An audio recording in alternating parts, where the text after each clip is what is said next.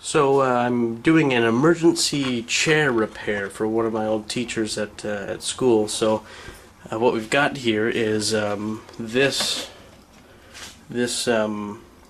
piece here broke off, and so what I've done already is taken this side and taken it to the belt sander and sanded it flat, and then I took a hand plane and got that relatively flat. And then, so now what I'm going to do, it's a 3/4 inch dowel. So I'm going to use this 3/4 inch drilling device and make that parallel with the floor so I can then glue this piece back in. And I just thought since I'm doing it, I'd show you guys how to do it too.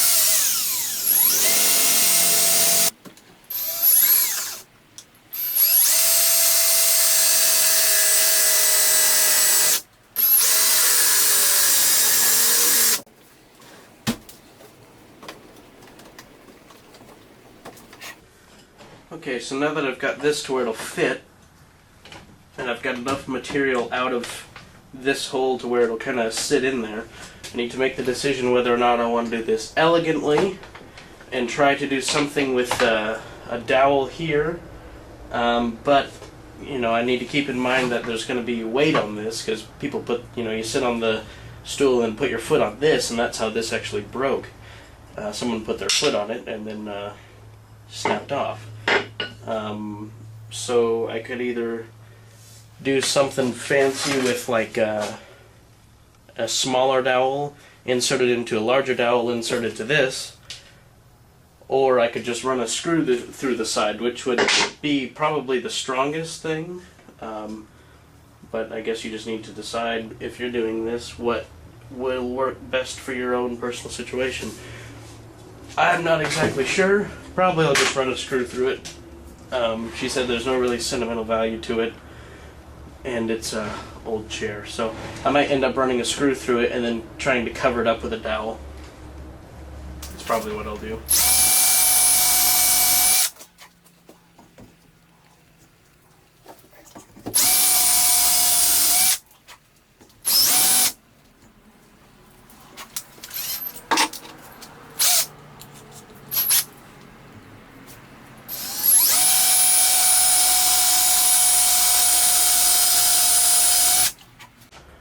Okay, so I've drilled the 1/2 inch hole into this spot here, and then also a 1/4 inch hole even farther, again keeping with the same idea. And so the hole that is in this piece is 5/8 inches deep, and this one is only a 1/2 inch deep. So 1 1/8 inches is what I need to cut this dowel to, which I will in a second. And then I need to do the same measurements and calculations for the 1/4 inch dowel, which will go inside here to give it a little bit of extra grip, and then I should be able to put it all together. Worst case scenario, I know Steve Ramsey over at Woodworking for Mere Mortals has got a really great video on how to build a stool like this, so I might just make a new one anyway. Alright, so I've got it to where it'll fit in there with just the 1/2 inch dowel, so I could glue it together right now and probably be okay, but for the sake of craftsmanship, I'm going to continue on with these 1/4 inch dowels, and this is the 1/2 inch dowel that's going to fit in between there, and so I need to drill into this end a 1/4 inch to not run into this hole, but still give it enough room to hold on to that 1/4 inch dowel. So I'm going to measure a 1/4 inch on this drill bit, starting at the 2 inches just because it's easier to see, and put a piece of tape on the 1/4 inch mark.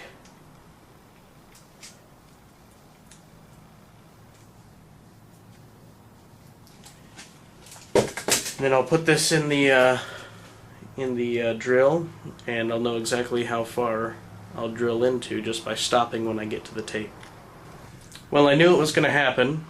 I drilled through, but I I realized as soon as I drilled through, of course I had planned this out. I didn't accidentally do it. I meant to do that, because one long 1/4-inch dowel sticking through the whole thing is probably going to be a lot stronger than 2 individual ones in there. It's going to give it, a solid piece of wood right through, because the joint will be right about there.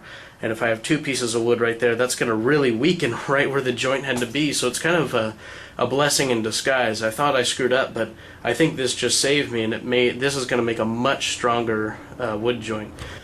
Okay, so I did a test fit, and it seems to work just fine. Now here I want to show you, be really careful. You're going to want to have this actually inside of the hole there, so the dowel will actually hold more weight if it's actually resting on the leg, rather than just totally resting on this dowel that we've made. I actually got fairly lucky. They both came out pretty close the first time. I did have to take the 1/2-inch dowel to the sander, but they both fit really well. So I'm going to go ahead and glue this in, and then go ahead and glue this other side in. That should stop it from wobbling around so much, and hopefully this will be the last time this leg breaks off.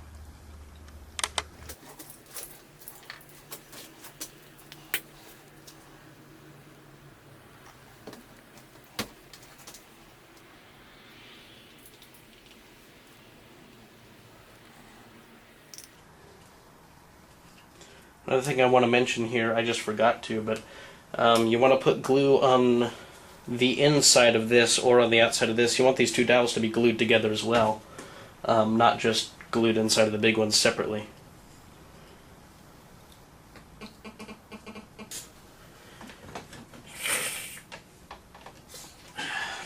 Put a couple of dabs of glue in each of these holes, this one especially, because this is the one that I'm trying to fix. So, like I said, I had to pull this apart, so now I'm just going to put it back together as best I can here.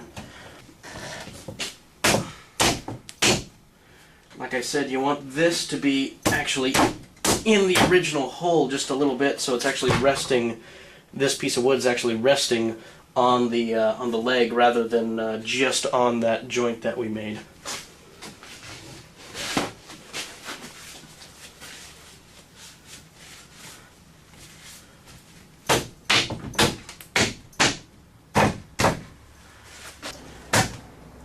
And then I'm going to go get a clamp and clamp this on here and let it sit for about a 1/2 hour, and then bring it back.